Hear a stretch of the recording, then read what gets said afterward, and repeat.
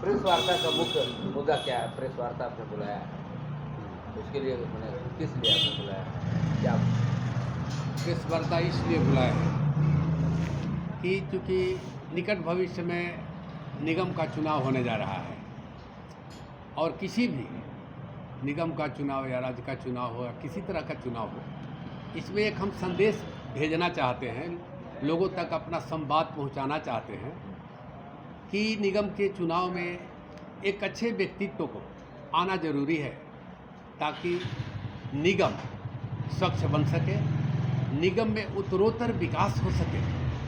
जो इसके पहले निगम एक लूट खसोट का और कमीशन का अड्डा बन चुका था और जिसने आया वही अपना तिजोरी भरना शुरू किया और निगम को खोखला कर दिया गया।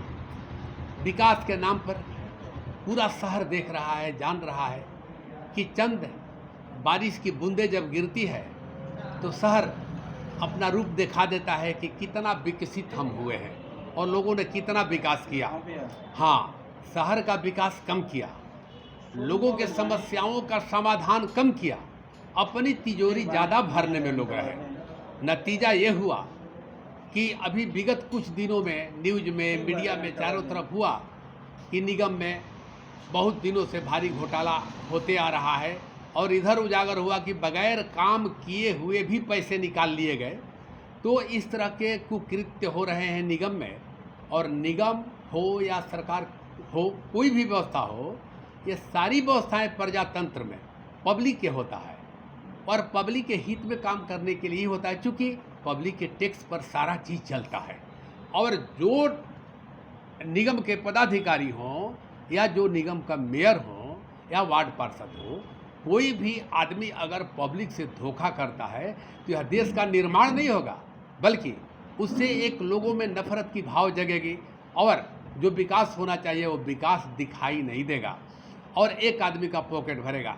लेकिन हम इस कॉन्फ्रेंस के माध्यम से यह संदेश देना चाहते हैं कि यार, मुद्दतों से संघर्ष करने के बाद देश को आज़ादी मिली है, तो इस आज़ादी के किरण को क्यों ना घर घर तक पहुंचाया जाए, ताकि लोगों में एक देशभक्ति की भावना भी जगे और लोग ये समझें कि हाँ, जो देश का पूंजी है, जो देश की व्यवस्था है, जो देश का सिस्टम है, वो आम आवाम के लिए है। क्योंकि जिस सिस्टम के लिए, जिस व्यवस्था के लिए पब्लिक पैसा देती है, आम लोग पैसा देते हैं, उसका लाभ भी उन्हें ढंग से मिले, प्रचुर मात्रा में मिले।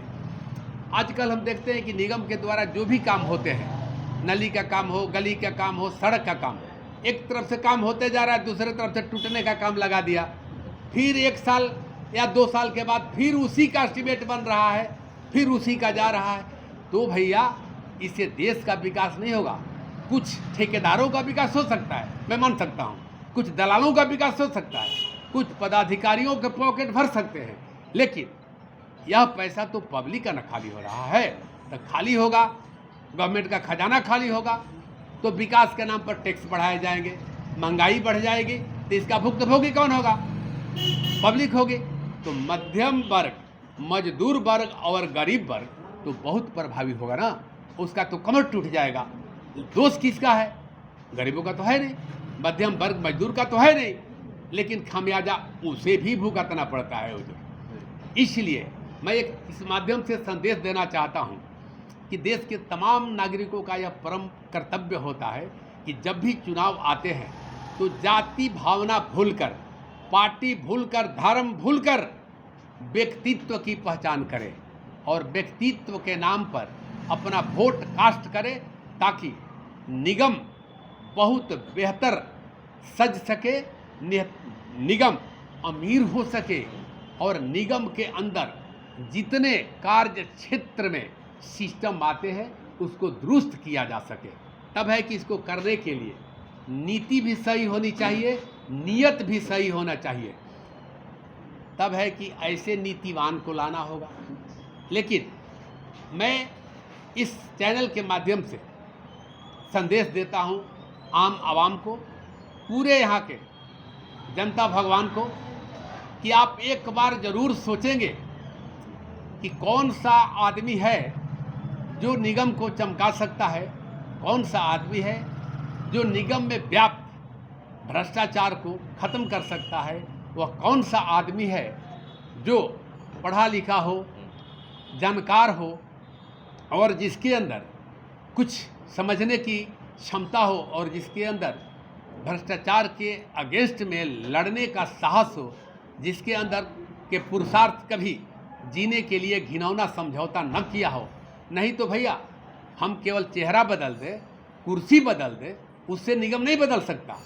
व्यवस्था बदलना होगा, सोच बदलना होगा, नियत बदलना होगा। कुर्सी और चेहरे बदलने से निगम नहीं बदलता या सिस्टम नहीं बदलता। तो हम इस माध्यम से सबको संदेश देना चाहते हैं कि जाति भावना से ऊपर उठकर, धर्म और राजनीति से ऊपर उठकर आप एक बार दमयंती देवी पर भरोसा करके देखें, जो मेरी पत्नी है। मेरे चरित्र के विषय में पूरा आरा शहर अमूमन जानता है कि मैं संघर्ष में विश्वास किया हूँ और आज तक कभी भी मैंने जीने के लिए कभी घिनौना समझौता नहीं किया। और मैं उन नेताओं में से हैं भी नहीं कि जो लोग समय पर 5 वर्ष के बाद कभी कभी ज़रूरत पर, वो भी अपना निजी ज़रूरत हो तो दिखाई देते हैं, लेकिन हम हमेशा दुख सुख में भागीदार रहे हैं। हर कॉल पर मैं पहुंचने का प्रयास करता हूं। मैं उन 5 वर्षीय नेताओं में से नहीं हूं जो कभी ये सोचते हैं तुम्हें अपनों से कब फुर्सत, न हम कभी गम से खाली, चलो बस हो गया मिलना, न तुम खाली न हम खाली। लेकिन भैया हम अपने सोच में ऐसा रखते हैं कि जितना हो सके मानवता के नाम पर हम एक महान कार्य करके इस दुनिया से जाएं, ताकि जाने के बाद भी लोग हमें याद करें।